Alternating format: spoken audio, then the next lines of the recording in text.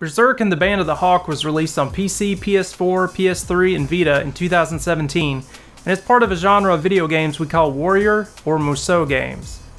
For example, Dynasty Warriors, Samurai Warriors, and The Legend of Zelda Hyrule Warriors, just to name a few, are part of this genre. They usually consist of a single warrior going into battle against hundreds or even thousands of opponents in a skirmish with multiple objectives to be completed before the fight is won.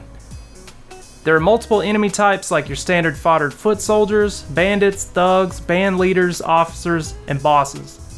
The character is placed on a simple map with instructions of what to do next popping up on the screen as masses of enemies are plowed through.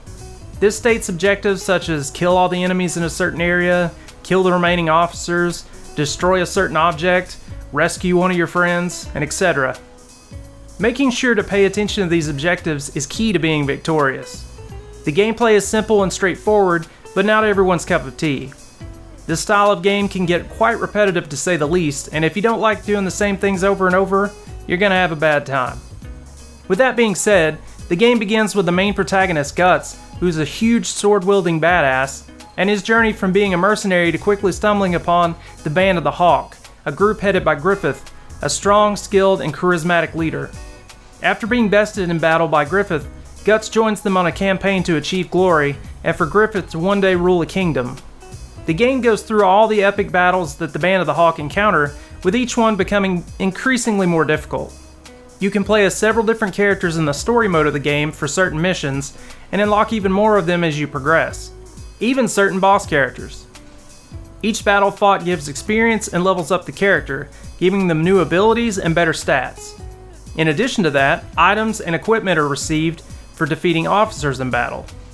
These can be upgraded over time by using different colored stones that are also the spoils from combat. Some of the items I got early in the game had some pretty damn good stat boosts, and I stuck with them for many of the battles. Another big component of the game for equipment is fusing items together so they have even more effects when they're equipped. A horse will be made available to use fairly early on, and this makes moving around the battlefield much quicker. Not only that, but once more horses are unlocked, they can provide stat boosts as well. The characters all feel different in their attack styles, but they all share the fact that they have a light attack, strong attack, and a frenzy mode.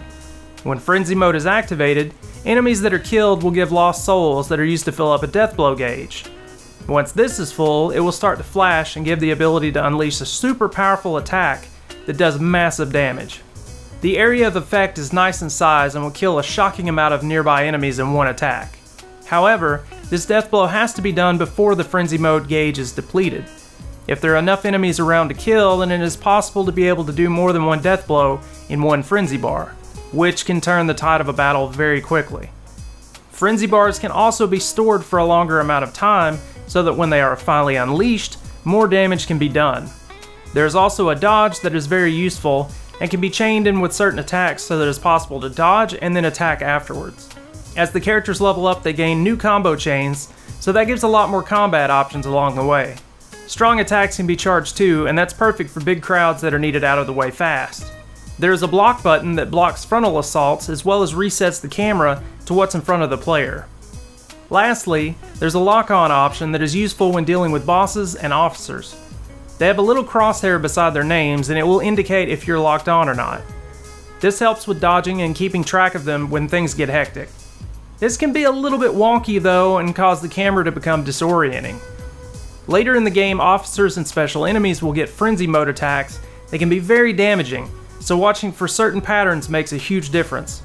They can sometimes enter a state of shock that will give them buffs in one of two varieties, attack or defense. Defense buffs make them harder to hit, and attack buffs just make them hit you harder. These are indicated by either a red or green electricity surrounding them. There are sub-weapons for Guts like knives, crossbows, and cannons that can subdue or damage enemies and are thankfully unlimited in their uses. There's a cooldown period in between each use, and most of the time the wait for them to recharge isn't bad at all. You can also cycle through healing items, defense buffs, attack buffs, and a few other options to help turn the tide in battle. The troops that you have with you depend on you to help them, as well as do your part in the fight. A morale meter sometimes appears on screen, and this will let you know how the battle is going, and if your group is uneasy. If someone is in trouble, the objective list will let you know, and you'll need to go help them. If you don't, then they will leave the battlefield, and that isn't good. All you have to do to save them is to go inside of a green circle that surrounds them. It will boost their health, and they'll stay in the fight. This makes saving people a lot easier than it could be. The downside is some of them need saving all of the time. Gaston needed saving every time I left his side, it felt like, so that can be a minor annoyance when you have so many objectives that need your urgent attention across the battlefield, or during some boss encounters. Allies will sometimes need to be escorted through areas safely before you can progress. Bosses can range from being small and simple to huge and annoying. The bigger ones bring up some of the biggest negative issues with the game, and one of those is the camera. Bosses can have attacks that are really hard to dodge or even see coming because of it. They can box you into a corner, and that makes things very hard to deal with. Later bosses in the game have constant frenzy modes that they can unleash at will and are honestly kind of bullshit. They have massive amounts of invincibility when they start up their frenzy, and also during their attack strings. This leaves a very small window of opportunity to be able to get in some hits and then get away before they retaliate with something that hits really hard. Another issue is they get to do this constantly. The player characters can also be easily stunned or knocked back, which can lead to getting hit and knocked down every time that you get up. This can cause some "are you fucking serious" moments for sure. As your character gets stronger, these missions tend to get easier the more you play them, of course, but the first time through might seem crazy at times. In the 13 hours I spent playing the game so far, I haven't had a death, but I've come damn close a few times. The game asked me if I wanted to play it on easy difficulty when I first started it, but I declined and went with normal. The higher difficulties like hard and Berserk were made for when you get your characters much higher in level and want more of a challenge. I don't recommend doing them right away unless you're really good at Musou games. As for the story, Berserk and the Band of the Hawk is based on a manga simply called Berserk and follows a few of the story arcs that have spanned the 28 years of the series' existence. There have also been anime and movies based on Berserk. The first anime came out in 1997 and followed the Golden Age story arc. Then 3 movies were released from 2012 to 2013 that retold the same story arc, but with a few more details sprinkled in here and there. Some of the newer anime from 2016 continued with 2 more story arcs, The Black Swordsman and The Conviction. This game covers all of those as well as another arc called The Hawk of the Millennium. It uses mostly footage from the 3 movies in its Golden Age sections as its cutscenes. These will take up about 2 hours of game time, and unfortunately they left out some really good side stories of the main characters and some plot points. I recommend that if you're new to this series, you check out either the movies, the original anime, or the manga before playing this, so you feel the full gravity of the plot and the impact it has. The game does a decent job of this, but still a hell of a lot is left out. The story gets super dark to say the least, so if you're easily offended or shocked, Berserk will probably do both. However, the pacing around the halfway mark changes a bit, and the last 3 story arcs feel really rushed, which is a shame. I think a little bit more time could have been spent telling these events. It seems like once it came to the areas of the game after the movie footage was done, big story sections were just flying by. The game's spoken dialogue is only in Japanese, so if you don't like reading subtitles, then you're gonna have a bad time. So would I recommend this game? Well, that depends.